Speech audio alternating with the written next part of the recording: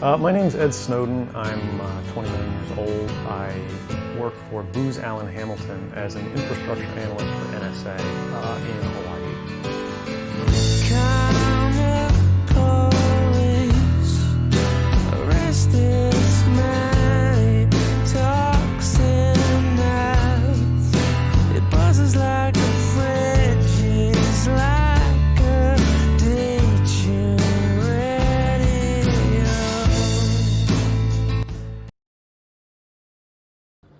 Assalamualaikum warahmatullahi wabarakatuh. Di sini kelompok kami yang beranggotakan saya Radifa Fitri Alifta, Muhammad Fitroh, dan Alfa Rizi Fadila Jati ingin menjelaskan isu-isu terkini atau lawas yang berkaitan dengan hukum, keamanan dan kejahatan komputer, pelanggaran privasi dan pelanggaran haki dari sumber literatur nasional maupun internasional dengan judul Pengungkapan Data NSA oleh Edward Snowden. Sekarang kita jabarkan fakta-fakta yang menjadi isu masalah. Kenapa Edward Snowden disebut pengkhianat negara dan sekaligus menjadi pahlawan negara? 1. Apa yang membuat Edward Snowden membocorkan data NSA pada pers?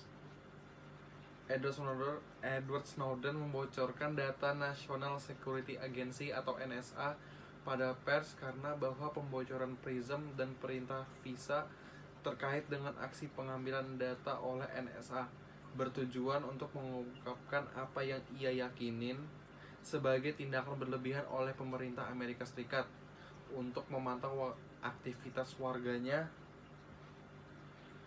Jadi Edward Snowden merasa pemerintah Amerika Serikat mengikut campuri urusan aktivitas warga Amerika Serikat dengan cara menyadap gadget para warga Amerika Serikat tersebut. 2. Siapa yang Edward Snowden bocorkan data rahasianya kepada publik? Snowden membocorkan data rahasia negara milik pemerintah Amerika Serikat yang disimpan oleh National Security Agency atau NSA tadi. Awalnya Edward bekerja sebagai kontraktor untuk NSA. Namun dia dikeluarkan karena sudah membocorkan dokumen rahasia negara ke publik. 3. Kapan Edward Snowden melakukan pembocoran data NSA kepada pers? Jadi skandal pengawasan pemerintah Amerika Serikat ini bocor pada Juni 2013 dan dilaporkan oleh edisi cetak The Guardian. The Guardian menunjukkan surat perintah pengadilan yang bersifat rahasia. Isinya izin untuk mengumpulkan jutaan rekaman telepon dari warga Amerika Serikat. Surat tersebut memerintahkan secara langsung perusahaan telekomunikasi Verizon kepada NSA secara berkala. Laporan itu kemudian diikuti oleh investigasi Washington Post dan The Guardian yang menyebutkan bahwa NSA secara langsung membajak server dari 9 perusahaan teknologi informasi antara lain Facebook, Google, Microsoft, dan Yahoo. 4. Di mana Edward Snowden tinggal setelah ia meninggalkan Amerika Serikat karena sudah membocorkan data rahasia negara. Jadi Edward Snowden hidup dalam pelarian. Ia meninggalkan Amerika Serikat pada Mei 2013 dan mendapatkan bantuan suaka di Rusia. Snowden melalui akun Twitternya juga mendorong pemerintah dunia untuk memaksa Amerika Serikat membuka penyadapan yang dilakukannya. 5. Kenapa Edward Snowden memilih Rusia sebagai tempat ia tinggal setelah meninggalkan Amerika Serikat? Amerika Serikat mencabut paspor Snowden setelah gugatan resmi diajukan terhadapnya dengan dakwaan undang-undang spionase dan mencuri properti pemerintah. Washington yang meminta Moskow mendeportasi Snowden alih-alih mengikuti kemauan Amerika Serikat.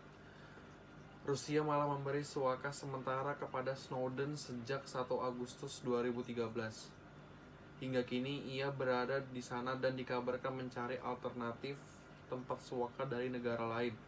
Suakanya ini yang bersifat sementara dan itu pun akan segera habis. 6.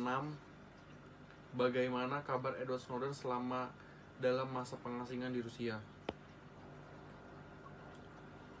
Jadi belakangan tidak banyak lagi berita yang beredar tentang Edward Snowden, sang pembocor dokumen-dokumen rahasia NSA yang sempat menggemparkan dunia sejak 1 Agustus 2013. Ia mendapat perlindungan suaka politik di Rusia selama berada di pengasingan dan bersembunyi dari kejaran penegak hukum Amerika Serikat. Snowden beberapa kali muncul ke publik dan melakukan wawancara dengan beberapa media tentang kegiatan spionase NSA. Bulan Oktober 2013, ia sempat melakukan pertemuan rahasia dengan politisi Partai Hijau Jerman, Hans Christian Strobel, di sebuah lokasi di Moskow. Ketika itu ia menyatakan siap diundang ke Jerman untuk bersaksi tentang kegiatan spionase NSA dan penyadapan telepon Kanselir Jerman Angela Merkel.